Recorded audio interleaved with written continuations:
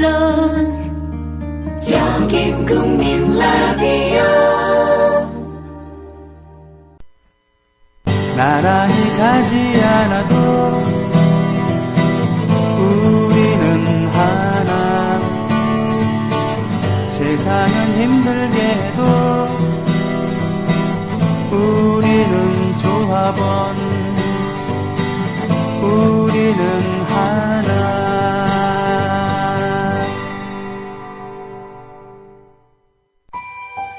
안녕하세요, 김장훈입니다.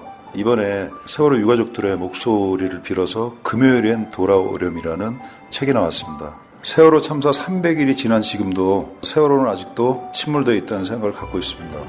진실은 영원히 그것이 밝혀질 때까지 함께 해야 한다고 생각하고, 여러분들이 정말 정의라는 글자가 마음속에 있다면 꼭 책 읽고 기억해 주시길 바라고, 저도 절대 지치지 않고 이 일이 해결될 때까지 영원히 함께 하겠습니다. 금요일엔 돌아오렴. 세월호 작가 기록단이 기록한 240일간의 세월호 유가족 인터뷰집. 함께 읽어주세요. 그들을 위해서, 우리를 위해서. 창비.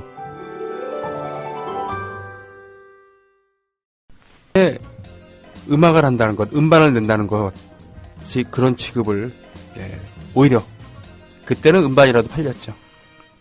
20세기에는 지금 팔리지도 않습니다. 책이요? 책도 그렇습니다. 학습서, 그리고 처세술 이런 거 빼놓고는, 그 일부 베스트셀러 빼놓고는 잘 안 되거든요. 이런 시대에 꾸준히 꾸역꾸역 음반을 낸다는 것, 책을 낸다는 것, 둘 다 참 난형난제고 서로 동병상련을 느끼게 하는데, 그런 의미에서 같은 동병상련을 느끼게 하는 우리 고 작가님, 수사반장이시면서 저서를 다수 이렇게 내셨던 고 작가님 오셨습니다. 안녕하십니까? 네, 안녕하세요. 고상만입니다. 책 좀 팔립니까? 말씀하신 것처럼 요즘 책 많이 안 팔리죠. 기대한 것보다 많이 안 팔리는데, 이제 제가 직업이 없지 않습니까? 아, 예. 그러니까, 진짜 책 좀 사주셨으면 좋겠습니다. 자, 그동안 내셨던 책들, 네. 책들 제목 한 번씩 한번 얘기를 해보시죠. 제가 원래, 총 4권의 책을 냈는데요. 그 중에 시중에서 현재 판매하고 있는 책이, 판문점에서 숨진 김은중이 네네. 사건을 다룬 그날 공동경비구역에서는 무슨 일이 있었나. 김은중이 얘기. 그날 공동경비구역에서는 무슨 일이 있었나. 네. 그리고 또 두 번째가 장준하 묻지 선생. 못한 진실이라고 하는 책을. 장준하 묻지 못한 진실. 예, 돌베개에서 냈고요. 돌베개에서. 그리고 가장 최근에 낸 책이 이제 작년 7월에 냈던 다시 사람이다. 다시 사람이다. 어떤 사내의 뒷모습이 있는 전혀 그 실루엣은 고상만은 아닌 것 같은 그런. 근데 특히 다시 사람이다는 굉장히 제가 심혈을 기울인 책인데, 그 작년에 이제 2가지 사건 때문에 진짜로 좀 많이 어려운 것 같아요. 그래서 세월호 사건의 여파도 있었고요. 또 하나 도서정가제 문제 때문에 진짜 저뿐만 아니라 나머지 다른 책들도 다 마찬가지긴 한데, 진짜 읽어본 분은 참 좋은 책이라고 하는데, 문제는 읽어본 사람들이 많지 않다는 것. 좀 기대보다 좀 적은 것 같아요. 그래서 좀 많이 좀 사주시면 진심으로 제 일에 큰 도움이 되겠습니다. 네. 그래도 한 가지 위안은 음악보단 나아요. MP3로 들으니까. 음반 시장보단 낫고, 그런데 다시 사람이다. 김광석 선배, 광석영이 살아있을 때 일어나 들어있었던 김광석 4집, 이것엔 기대를 많이 했대요. 그 진짜로 많이 팔리지 않았습니까? 살아있을 때 별로 안 팔렸다는 얘기예요. 그러니까 전작에 비하면 김광석 1, 2, 3집 그리고 다시 부르기 1, 2에 비하면은 별로 이렇게 호응이 없었대요. 저 정말 좋아하는 앨범인데.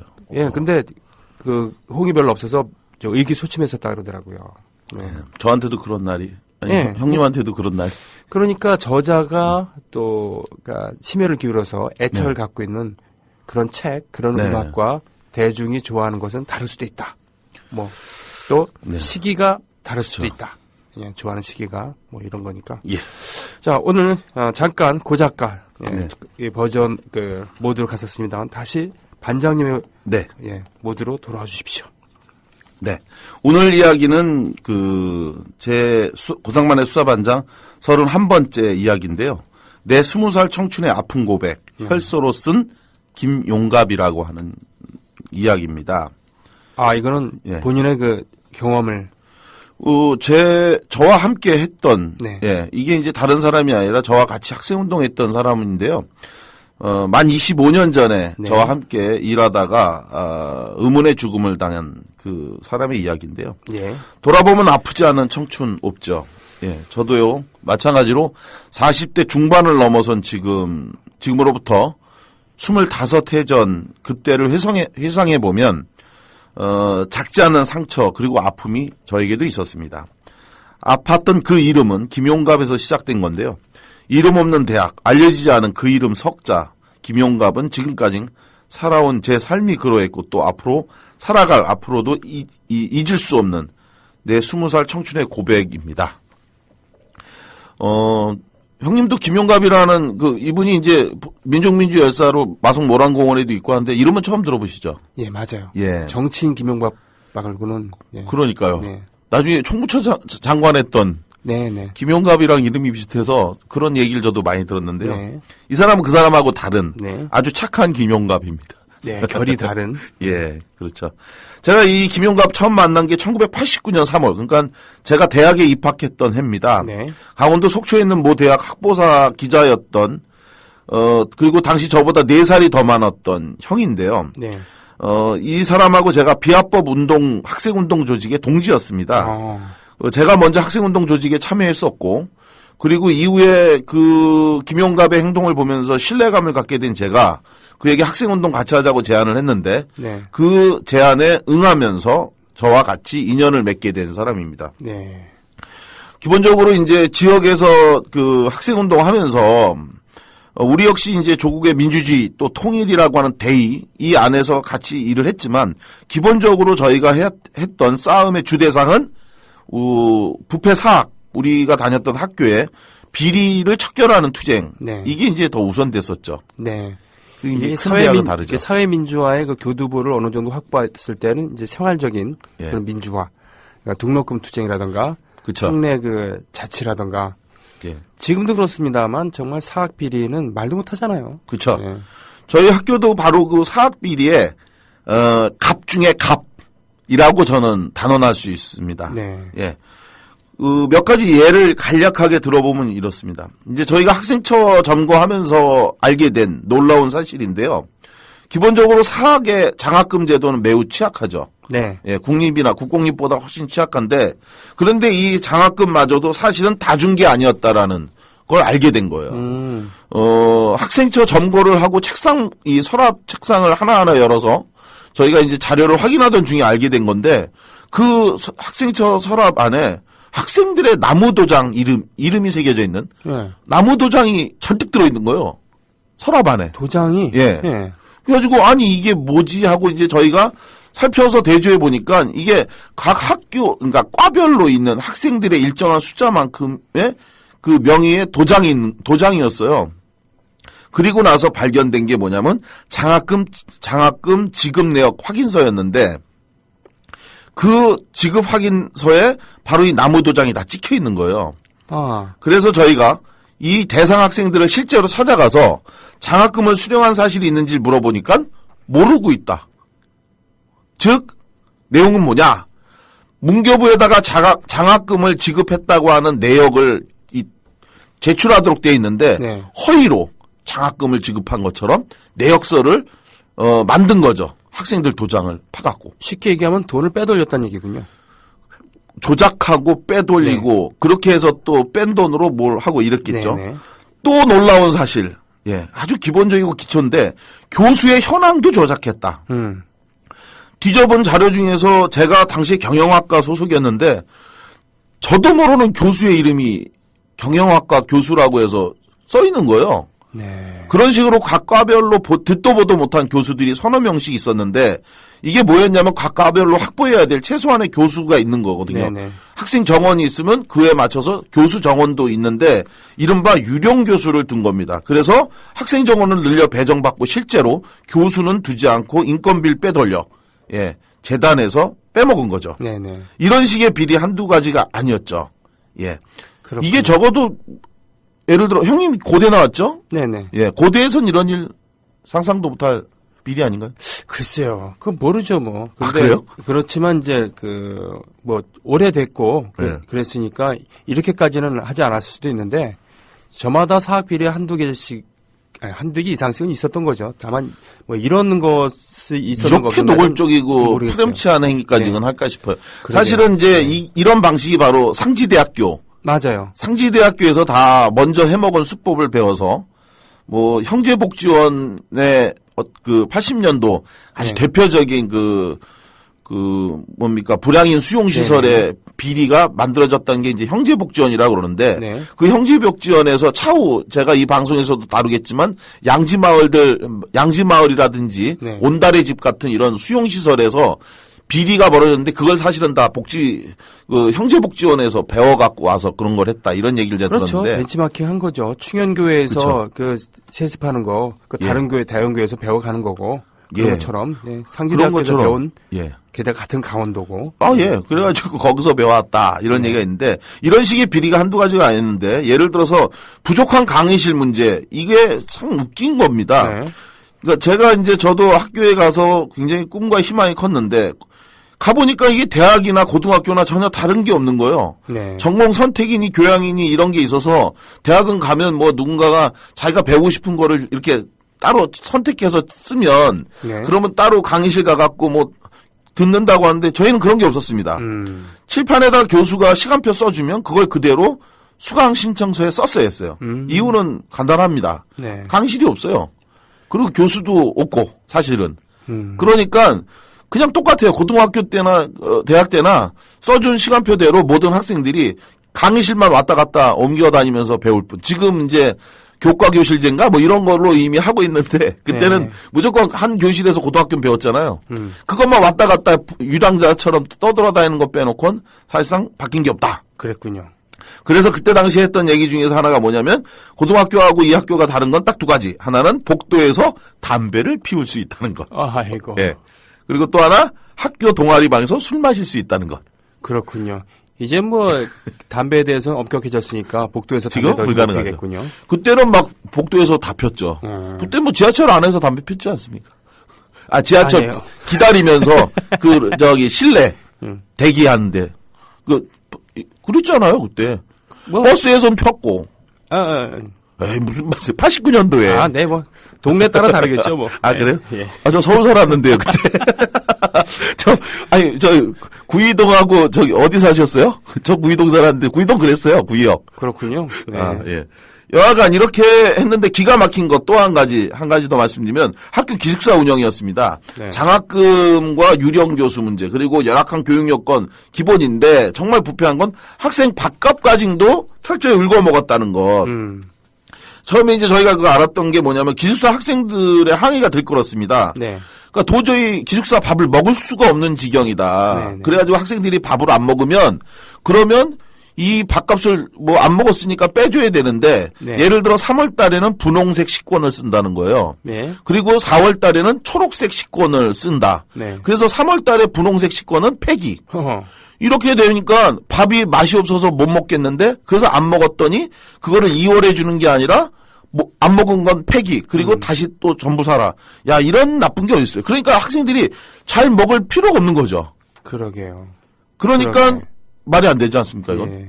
그래서 저희가 이거를 바꿔라. 그래서 기숙사의 그러니까 급식 운영권을 준 학교 당국을 압박하면서 동시에 유인물 집회 대자보 등을 쓰면서 기숙사 급식 업체에다 항의를 했는데 네.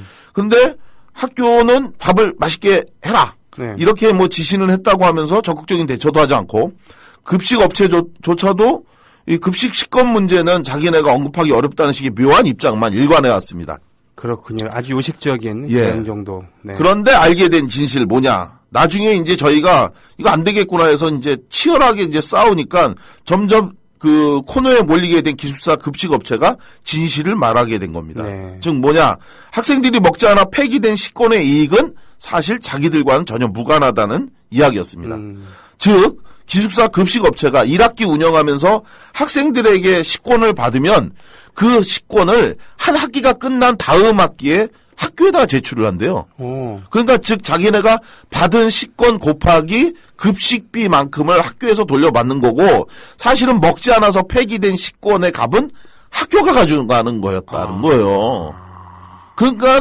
그러니까 자기네들은 학생들이 많이 먹어야 이익금이 많이 남아서 음식도 더 맛있게 할 수 있는데 그러니까 100그릇밖에 못 파는데 1000그릇 팔면 아무래도 방리담에 이 돈이 좀 더 남을 거 아니에요. 네네. 근데 100그릇밖에 안 먹으니까 점점 음식의 질은 나빠지고 그리고 학교는 그 이 폐기된 식권만큼의 돈을 사실은 학교가 가져가는 이게 당시 우리 학교 학생 복지의 질이 낮으면 낮을수록 학교는 돈을 버는 그런 구조였군요. 밥을 안 먹으면 안 먹을수록 돈을 버는 애들이 살이 빠지면 빠질수록 학교 재단 살이 찌는. 정확한 표현입니다. 네. 진짜로 이건 정말 저희가 이걸 보고 더 정말 황당했고 또 기숙사 급식업체에 쓰는 쌀도 알고 보니까 이게 학교 재단 이사장 소유의 논에서 갖고 온 쌀을 또 쓰고 있었던 거다. 이건 뭐 학교입니까? 이게 교육을 이런 식으로 해도 될까요? 이게? 아이고. 그런데 더 웃기는 현실. 자, 이런 재단이 지금 더 크게 성장했다는 겁니다. 예, 강원도와 경기도에 이 현재 재단은 4년제 대학 캠퍼스 3곳, 고등학교 2곳, 그리고 유치원을 가진 거대 사학재벌이 되어 있습니다. 네. 그의 아들 둘은 이 대학 총장으로 앉아 있고 부인 역시 유치원 원장으로 가문의 영광을 계속 이어가고 있는데 이렇게 온갖 비리를 저지르는 그가 존경받는 교육자로 여전히 그 자리를 지키고 있다. 자, 이 학교가 어디냐? 바로 여러분들도 아마 기억하실 겁니다. 지난 2013년도에 뉴스타파를 통해 사회적 파문을 일으켰던 사건이 있었죠. 조세 뭐였죠? 피난처 사건. 아, 조세 피난처. 예. 세금 내지 않게 해서 허위로 해외 기업을 설립한 후 종이 페이퍼, 네. 예, 페이퍼 컴퍼니. 해외 기업을 설립한 후 그것으로 돈을 빼돌려서 세금을 포탈한 극악한 범죄 해악행위죠. 네. 바로 당시 교육계 인사로서는 유일하게 이 페이퍼 컴퍼니를 세웠던 인물이 바로 지금 이야기한 이 학교의 총장, 그 재단 이사장의 아들입니다. 아, 재단 이사장의 아들. 예. 그러니까 패밀리 비즈니스군요, 정말. 그러니까 아버지에게 이어받은 거죠. 네. 예. 자, 그런데도 바로 이들이 현재 우리나라 교육을 가업으로 이어가는 교육자 집안을 행사하는데 네. 특히 이 대학 재단 이사장, 바로 제가 다녔던 당시에 총장을 하고 있던 이 사람은 자기가 소유한 이 대학의 교비에서 방금 말씀드린 것처럼 이런 방식으로 돈을 빼돌려서 네. 골프장 부지 구입과 생활비 등으로 유용하다가 마침내 2005년 검찰 수사에 적발이 됐습니다. 네. 그러자 일본으로 도피했고 그렇게 2년간 도피하다가 결국 2007년 9월에 귀국을 해서 징역 3년에 집행유예 5년 네. 그리고 벌금 7억 원을 선고받았습니다.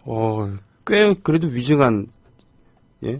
만약에 일반 사람이 그랬으면 이거는 7억 원을 밖에 안 받다는 그러니까. 것도 말이 안 되죠. 그러니까 이게 일반인이 그런 범죄를 저질렀으면은 네. 더 이렇게 했을 텐데 그럼에도 불구하고 돈 있고 권력 네. 있는 사람이 이 정도의 처벌 받았다는 것은 네. 정말 나쁜 놈이었다는 얘기네요. 그러니까 도저히 용서를 해줄 수 없는. 네네. 그런데 이게 이른바 대마불사 큰 네. 기업이니까 네네. 정말 우리나라 교육은 저도 교육청의 공무원으로도 있어봤지만 네. 국가 예산으로 사실은 세금으로 지원해 갖고 학교 교직원 월급 주고 예 그리고 기자재니 뭐 교육자재니 이런 거 다 지원해 주는데 네. 이걸 가지고 사실은 자기네들 땅만 사고 나머지는 다 대출 받거나 이후에 학교 만들면 정부로부터 지원받아서 운영하면서 개인 용도로 쓰고 있는 이 개탄스러운 현실 정말 언제 바뀔 수 있을지 정말 안타깝기 그지없습니다. 자, 이런 바로 비리, 이런 부분들, 사학 부패에 대해서 저희는 그 책임자 처벌을 요구하면서 개선을 요구하며 싸웠던 것이 바로 저와 김용갑이 함께 해왔던 당시의 학생운동이었던 거죠. 예. 저희는 이런 방식으로 정당하게 요구하면 학교가 대화를 하면서 해결 방법을 찾을 거라 기대했는데요. 네. 이런 기대에 순진했죠. 우리의 입을 막기 위해서 학교가 선택한 카드는 대화가 아니라 지역의 조직폭력배를 동원한 무자비한 폭력이었습니다. 예. 그 폭력의 방식이 뭐였냐? 10수명의 학내 폭력배들이 때로 몰려와서 쇠파이프, 강목 등으로 우리 학내 민주화를 요구하는 비리 척결을 요구하는 운동권 학생들 마구잡이 폭행하는 것이었습니다. 그 공포와 두려움 상상 이상이었는데 네. 실제로 굉장히 많이 맞았죠, 학생들이. 지역마다 다르고 학교마다 달랐습니다만 네. 이게 실제 상황이에요. 예? 실제 상황입니다. 맞습니다. 분명히 이런 데가 있었어요. 저희 학교뿐만 아니라 관동대학교는 네. 공기총하고 가스총까지 다니고 뭐 세상에. 별게 다 있었어요. 세상에. 예, 뭐 특히 지역에는 뭐 깡패들이 다 장악하고 있었어요. 지금도 뭐 아직도 그런 학교가 있다고 해서 보도가 나오기도 하고 그렇습니다. 총학생회 선거 앞두고 총학생회 뭐 선거를 앞두고 그런 조직에서 대리를 내세워서 총학생을 장악을 하고 거기에 생긴 예. 이권에 개입해서 그 맞아요. 이권을 챙기는 챙기기 그런, 위해서 네. 폭력배들이 조직적 개입하는 거. 네. 근데 문제는 이런 개입이 사실은 학교 당국의 방조 내지는 지원 내지는 묵인 이런 것들이 있는데 정말 이런 과정에서 저와 운동권 학생들 굉장히 많이 맞았는데 정말 딱 한 대 더 맞으면 죽을 것 같은 공포감으로 두려워 떨었던 기억. 그중에서 가장 잊을 수 없는 기억 중에 하나가 바로 이겁니다. 지금으로부터 만 24년 전이네요. 딱 네. 24년 지났는데 1990년 3월 6일이었습니다. 이날 90학번 신입생 환영회가 있었는데 당시에 이 행사장에 또다시 술에 취한 폭력배 10여 명이 난입해서 김용갑과 저를 방 안에 감금한 채 폭행하기 시작했습니다. 그러면서 학생들 선동하지 말라고 요구했는데 이 요구를 거부하니까 말이 끝나기도 전에 무차별 폭력이 가해지기 시작했습니다. 술 취한 그들이 휘둘렀던 폭력, 강목은 아무런 인정이 없었는데요. 이 머리를 이렇게 지금도 어떻게 맞았느냐면요. 그러니까 사람을 벽에다 딱 밀쳐놓고 네. 그래가지고 머리가 이 벽에 딱 맞닿아 있는 상태에서 주먹으로 코를 무차별하게 때리면 이 강도가 다릅니다. 아이고. 그냥 서서 맞는 거하고요. 이 벽에 머리가 딱 닿아 있는 상태에서 이 20대 그 깡패가 그냥 주먹으로 내친데 그냥 쩡 하는 느낌? 뭐 뭔가 무슨 우주로 까맣게 빠져들어가는 이런 느낌인데 그렇게 무차별 폭행을 얼마나 맞았는지 저도 기억이 안 나는데 네. 그때 전 처음 알았어요. 드라마에서 왜 벽 타고 스르륵 사람 쓰러지는 거. 아, 네. 저 경험해봤습니다. 아. 진짜로. 예. 그거 무슨 연극이지 싶었는데 진짜로 그렇게 맞다가 폭력이 딱 멈추니까 제 몸이 그대로 벽을 타고 스르륵 옆으로 쓰러졌는데 네. 그때 당시에 제가 전신 거울이 제 앞에 있었어요. 거기에. 네네. 제 그 처참한 몰골이 눈을 뜨니까 보이더라고요. 머리하고 입, 코에서 흘러내린 붉은 피가 바닥으로 번졌는데 그렇게 맞았던 기억 지금도 잊을 수가 없는데 그날 이렇게 동원됐던 폭력배가 추후에 제보를 해주면서 알게 됐습니다. 당시에 왜 이들이 들어와서 폭력을 행사하게 됐는지. 자, 당시에 폭력배 정모 씨의 증언을 통해서 알게 된 내용. 행사장 난입하기 직전에 당시 학생처 처장이 네. 양주와 돈을 주면서 가서 마음껏 폭력을 행사해라. 뒷일 우리가 다 알아서 책임져 주겠다라고 사주했다는 것입니다. 바로 그것 1990년 3월의 일이었습니다. 마이크를 좀만 띄고 할래? 응. 여기서 볼륨 조절을 하는데 그래도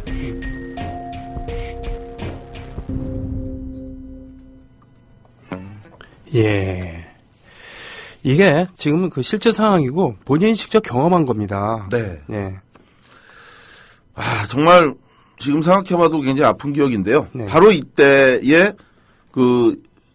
이 대학에서 총학생회장으로 출마한 사람 이야기가 바로 오늘 제가 이야기하려는 김용갑의 이야기입니다. 총학생회장으로 예. 출마하시려고 했었던. 예. 그는 당시에 비합법 운동조직의 힘만으로는 바로 이런 학교와 결탁된 이런 폭력을 깰 방법이 없다. 네네. 그러니 이런 폭력배들과 비열한 학교에 맞서 싸울 수 있으려면 학생들의 힘을 하나로 결집하시는 총학생회라는 합법적 공간을 확보해야 된다.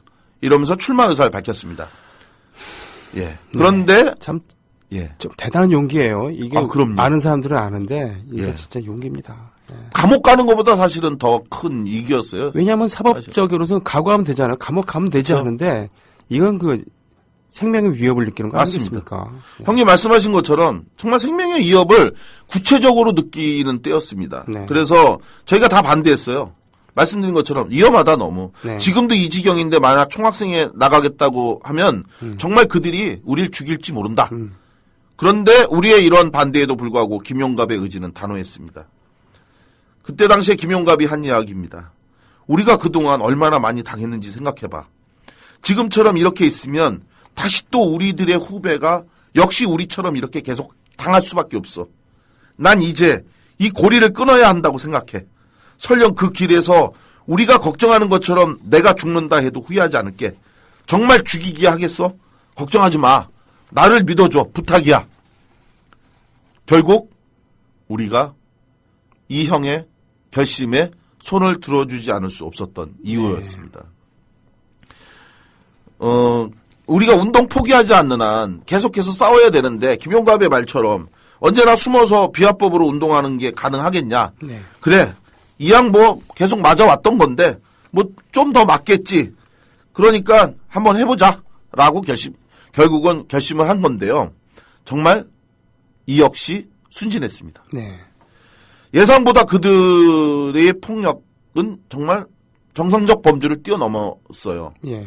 정상적인 선거운동고사하고 우리가 돌아다니는 것만 봐도 폭력 행사는 학교 측 사주 폭력배들이 우리에게 가하는 폭력 더 심했고 이로 인해서 어느 날은 한 친구가 다리를 쩔뚝거리면서 전날 밤 맞았다고 나타나고 또 어느 학생 입술이 터져서 나타나고 그렇게 10여일간의 선거운동 지났습니다.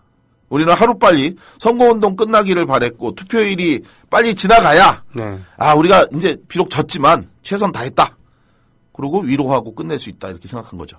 이게 참 처참한 얘기예요. 예.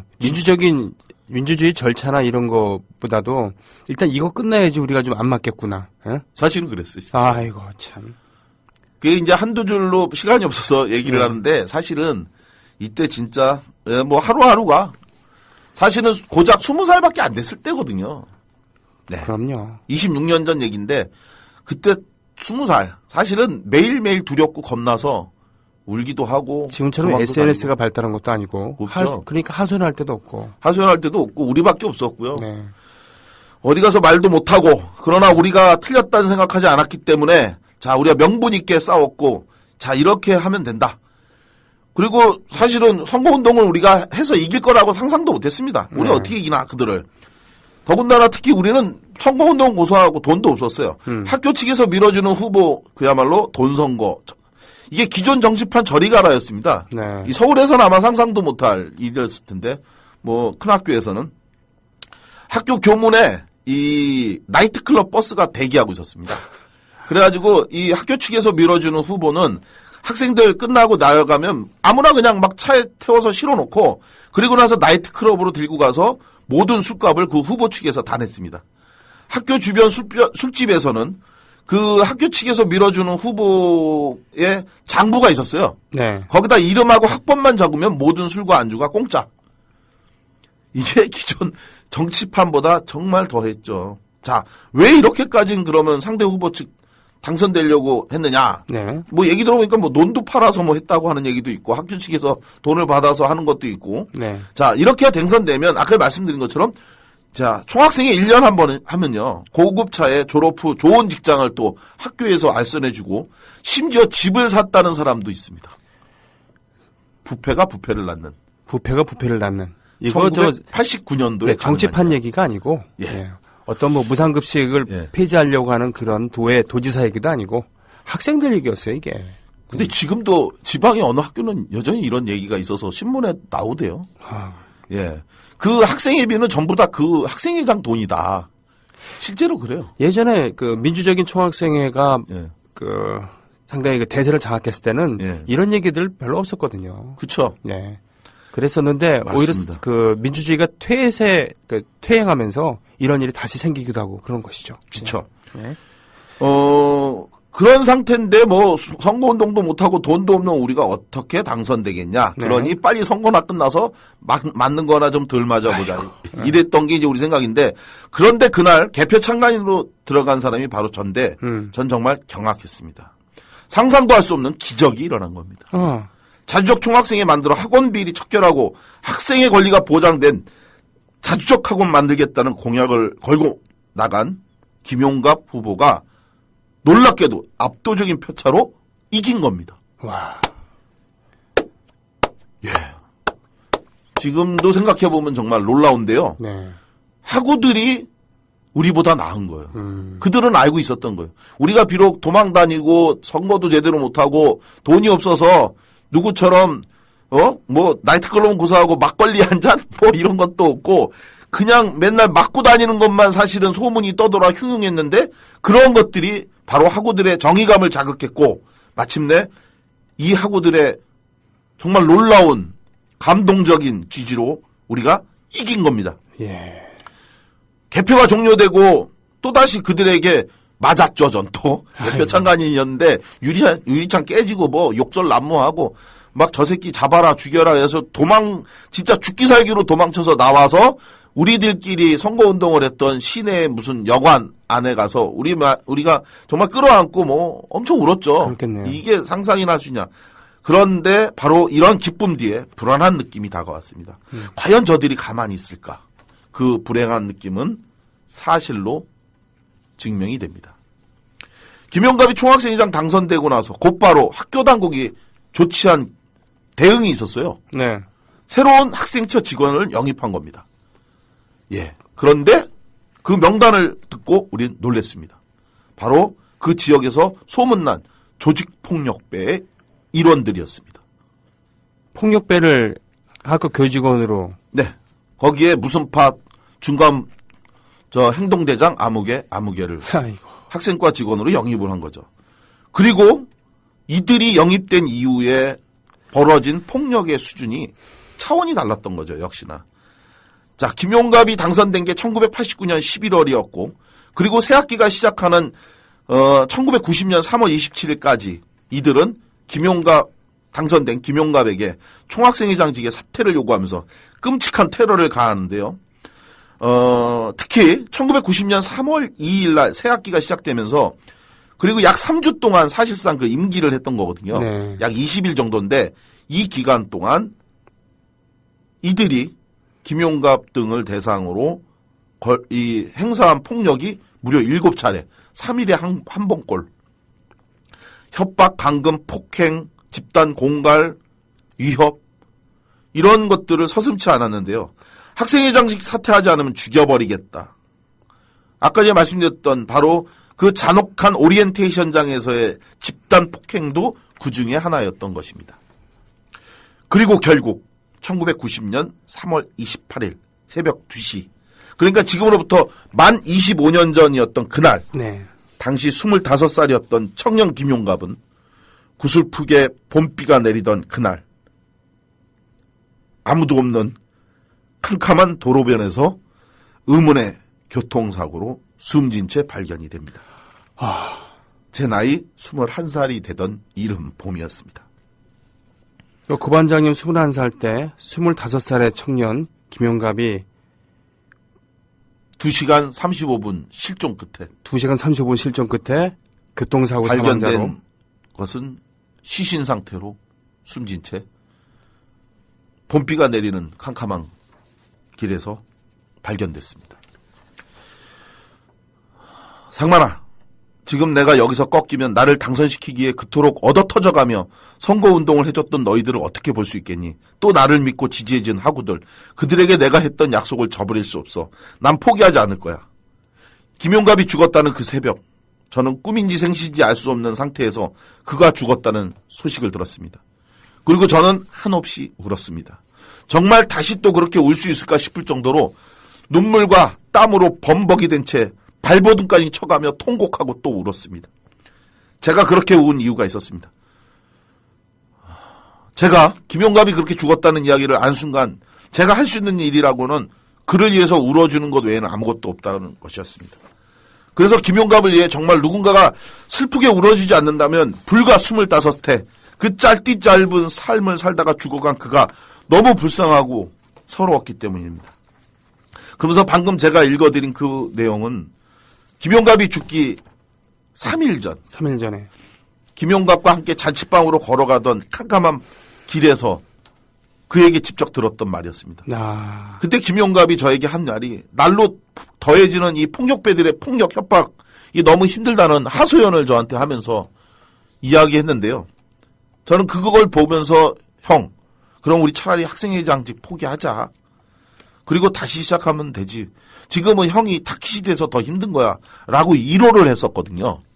잠깐 좀 비를 피하자. 이런 그렇죠. 느낌. 예. 그러니 형이 학생회장직 그만두면 차라리 나중엔 우리가 다 고르게 맞을 거 아니냐. 근데 지금은 이 형 학생회장직 사퇴시키려고 이 형만 집중적으로 때리는 거니까. 그러니 차라리 형, 내 옆에서 지켜보니까 나도 많이 맞고 뭐 이러지만 이 형이 더 심했거든요. 네, 네.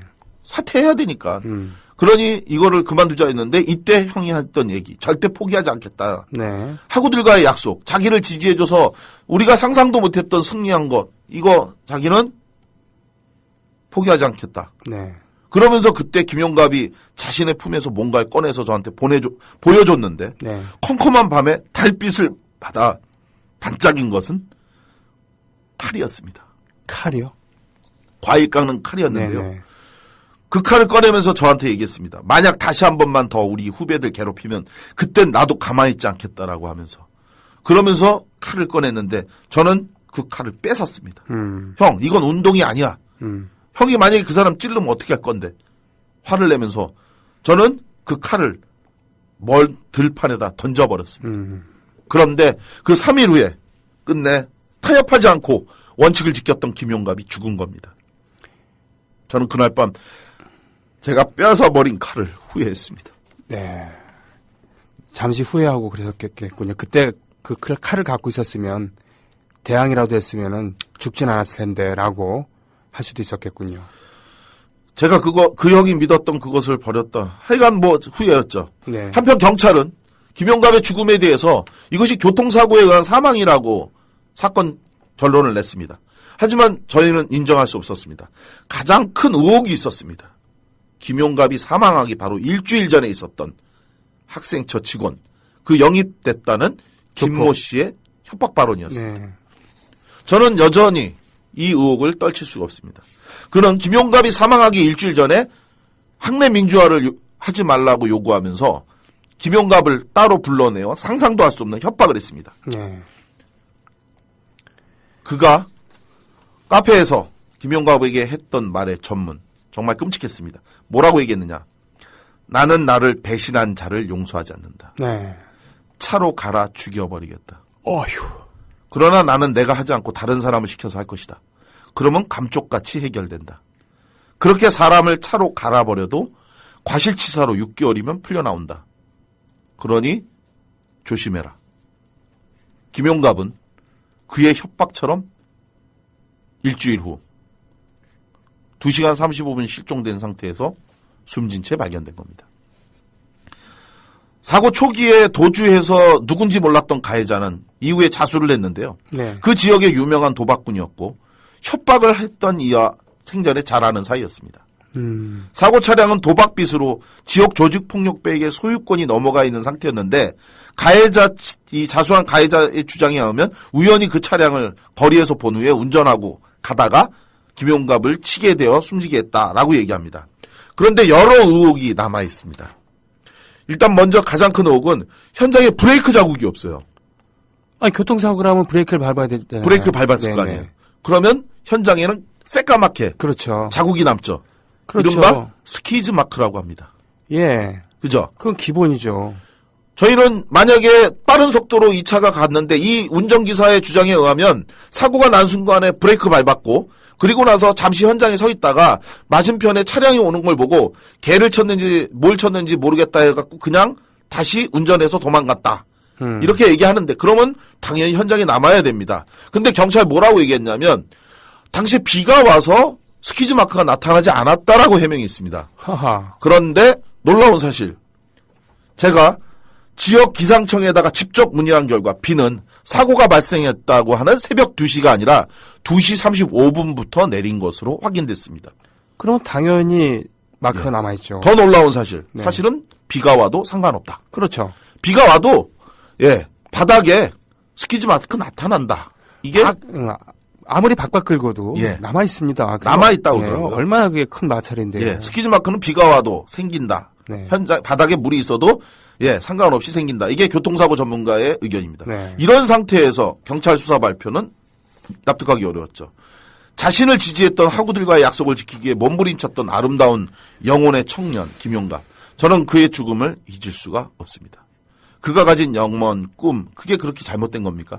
부패와 비리가 없는 깨끗한 학교 만들겠다는 염원, 그것이 그토록 참담한 죽음을 당해야 할 이유였을까요? 결국 그는 한 줌 재가 되어 바다 위에 뿌려졌습니다. 그날 제가 올려다본 1990년 4월 하늘은 너무나 푸르렀습니다. 김용갑이 죽고 난 다음에 저의 삶은 달아나질 수밖에 없었습니다. 그것은 한마디로 살아남은 자의 슬픔이었습니다. 아시죠, 형님? 네. 살아남은 자의 슬픔. 네. 그 부채감. 네. 예. 광주 출신들, 네. 호남 출신들 학생들이 왜 그 80년대에 열심히 데모를 했던가. 그것은 다 그렇고 그런 놈이기 때문에가 아니라 바로 네. 그 살아남은 자의 슬픔이란 겁니다. 맞습니다. 그는 죽고 나는 살았다고 하는 이 말이 저를 너무 괴롭게 했습니다. 예. 김용갑을 잃고도 그전과 똑같이 살 수 없었습니다. 저는 그동안 때리면 아플까봐, 그럴까봐 도망 다녔는데 그 후부터는 피하지 않았습니다. 오히려 때리는 그들 앞에 더 나갔습니다. 상처 입은 짐승처럼 살았습니다. 잠을 자지도 때가 되면 밥을 먹기 위해 일부러 애쓰지도 않았습니다. 내가 졸립다는 것 그리고 배가 고프다고 느끼는 것조차도 김용갑에게 미안했고 부끄러웠습니다. 그러면서 제가 할 수 있는 일, 김용갑의 사인을 규명하라는 대자보를 미친 듯이 썼습니다. 그렇게 쓴 대자보를 학생들이 다니는 학내 벽에 붙이고 구호를 외쳤고 또 울부짖었습니다. 돌이켜 생각해보면 내 20대 청춘은 분노 그 자체였습니다. 그리고 그해 여름, 저는 1990년 여름에 학교에서 제적됐습니다. 예. 그렇지만 저는 현장 떠나지 않았고 김용갑 이후에 사람들은 김용갑이 그렇게 죽고 난 다음에 만약 다음에 누군가 죽는다면 그것은 고상만일 거라고 얘기할 정도로 굉장히 두렵고 무서운 분위기는 계속됐지만 저는 떠나지 않았습니다. 네. 김용갑이 죽은 그 자리를 벗어나는 것은 그것은 김용갑을 2번 죽이는 것이라고 생각을 했던 거죠. 네. 그리고 그렇게 제적된 상태에서 다시 김용갑의 일주기 추모제를 준비했습니다. 제가 할 수 있는 일은 그렇게 억울하게 죽은 그 형을 다시 학교에서 되살려내는 것. 그것은 일주기 추모제를 잘 치러내는 것이라고 생각을 했습니다. 네. 그렇게 일주기 추모제를 일주일 앞뒀던 1991년 3월 19일 다시 또 사건이 발생하게 됩니다. 네. 김용갑의 추모제를 학내에서 치르지 말라고 요구하는 10여 명의 학교 폭력배들이 다시 또 못이 박힌 강목과 벽돌, 녹슨 낫을 들고 우리가 회의하고 있던 동아리방으로 난입을 한 겁니다. 그리고 무자비한 폭력을 행사했습니다. 유리창이 깨지고 비명과 고함 소리가 난무하니까 주변 학생들이 몰려왔고 이 학생들의 도움으로 그들의 폭력이 가까스로 멈출 수 있었습니다.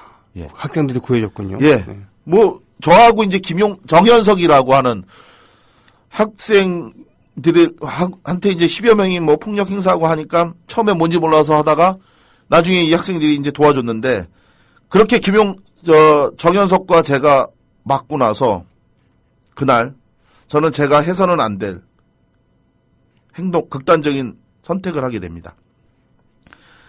저들의 폭력에 무너질지 모른다는 두려움 속에서 저는 자살을 하기로 결심을 했습니다. 이날.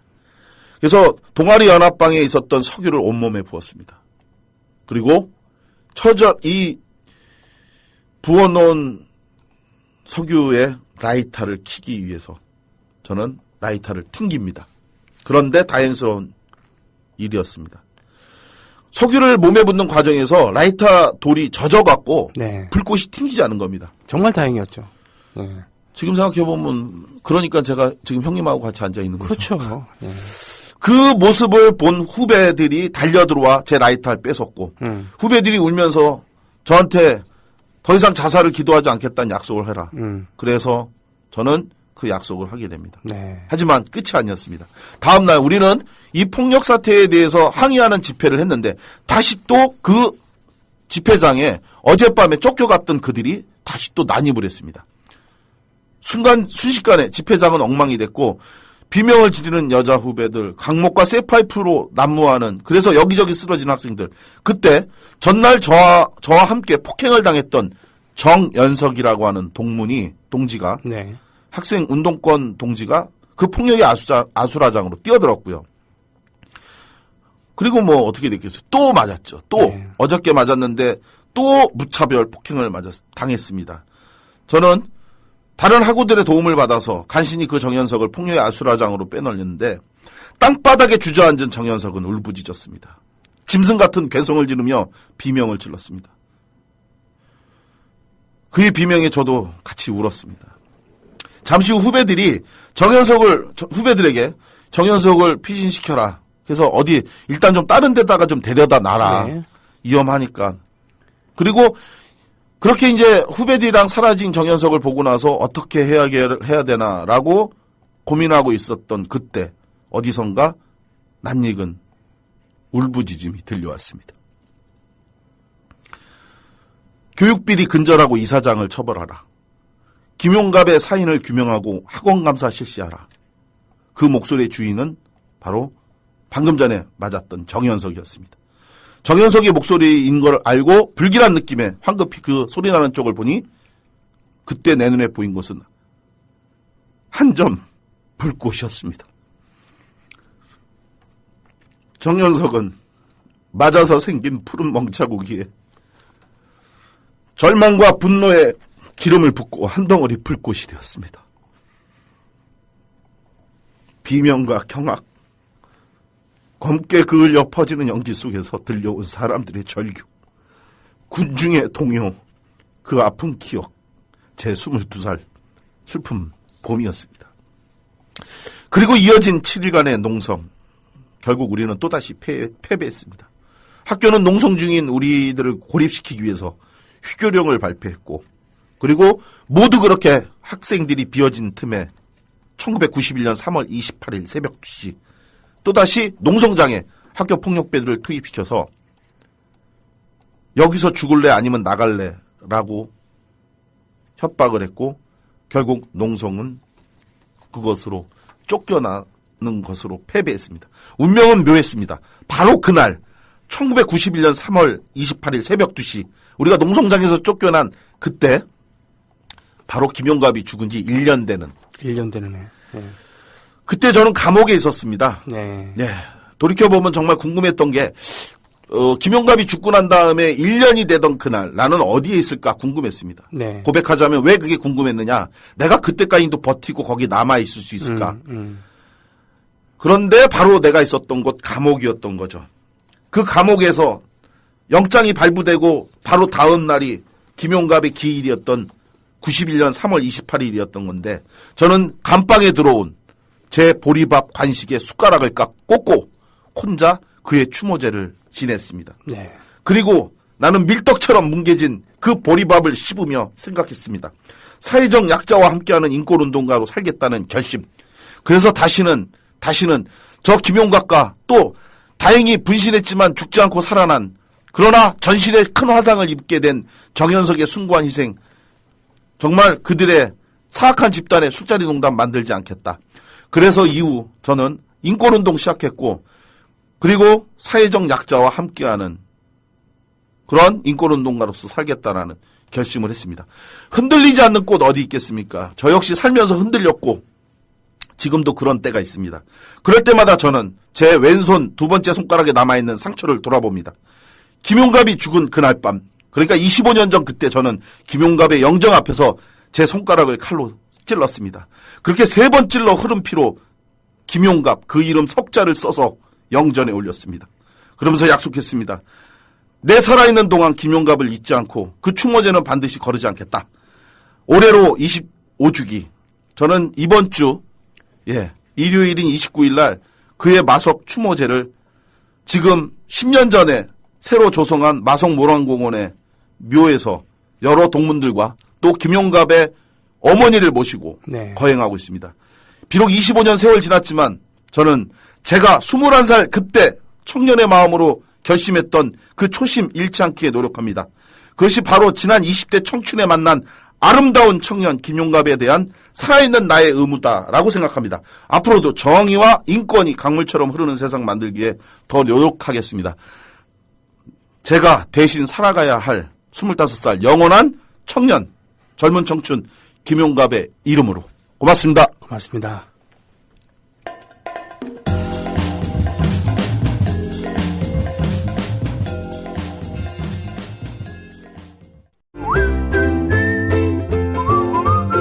국민라디오 팟캐스트 응원하는 가장 쉬운 방법 아시나요? 다운로드하기, 별점 주기, 댓글 달기, 구독하기. 국민라디오 팟캐스트 널리 알리는 가장 쉬운 방법. 다운로드하기, 별점 주기, 댓글 달기, 구독하기. 기억하세요. 다운로드하기, 별점 주기, 댓글 달기, 구독하기.